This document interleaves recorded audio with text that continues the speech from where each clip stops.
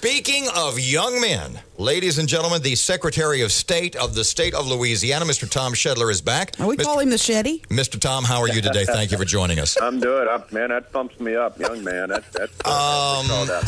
Early voting numbers. I know you hit records. Is that accurate? Is it legit? That is absolutely correct. That the state, it was up 67% from anything else we'd seen. Well, 57, actually. We hit 515,000 statewide, and the highest before that was 2012 at 356,000. So rolled out to a 57% increase, which is outstanding. What do you attribute it to?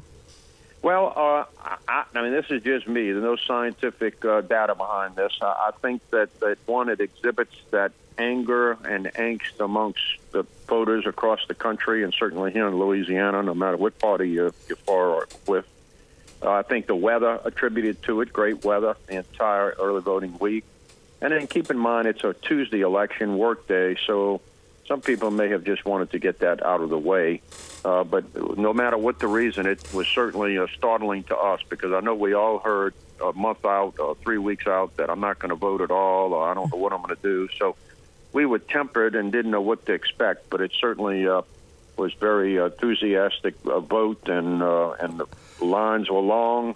What about the party lines? Do you have those numbers? How many Democrats, how many Republicans were among those? Well, a little bit deceiving, Erin. I mean, obviously there's more Democrats than Republicans in the state. Sure. But Democrats voted at a 44% rate, and Republicans at a 38% rate. What do you mean by rate? What do you mean by that rate? Well, that's based off of their percentage of the total amount of registered voters. So Louisiana finally broke past the 3 million mark. We were at 3,033,000 registered voters eligible. So it's a percentage of that. The Republicans, as a percentage of the whole, outstripped Democrats.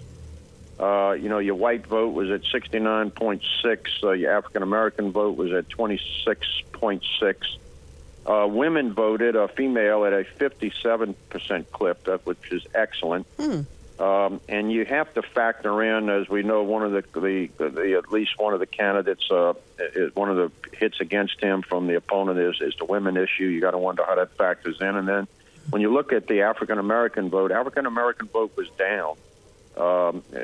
Normally it's at that 32%. We're at 26. So you got about a 4 or 5 point drop in African-American vote, at least through early voting. That can all change as we complete the election on November 8th. Mr. Tom, how about geographically? Did North Louisiana compared to 4 years ago, South Louisiana compared to 4 years ago, was there any one part of the state that you saw a big spike in early turnout?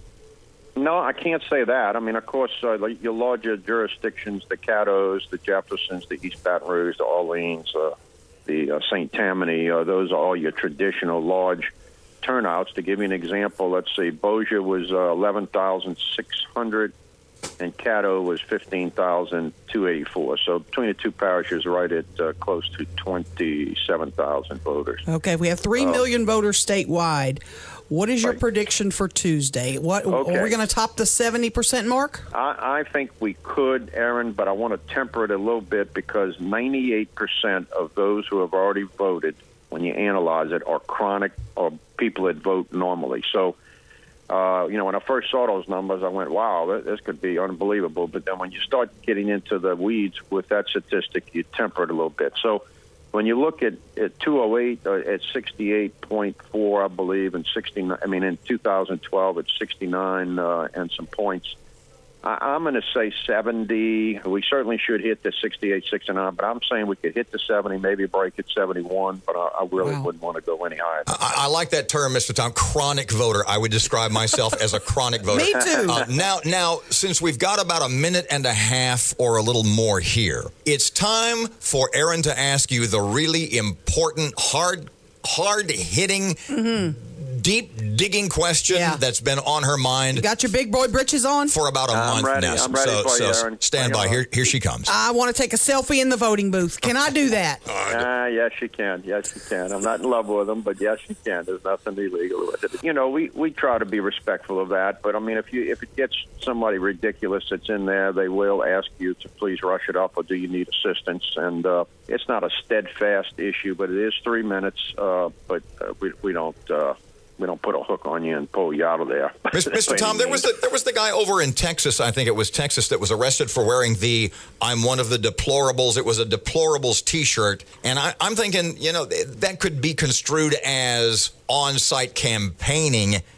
And I figure at some point he got a little belligerent to actually be arrested. What are the rules as far as wardrobe? Can you wear your "Make America Great Again"? Can you wear your "Better Together Hillary" T-shirt? I would assume not.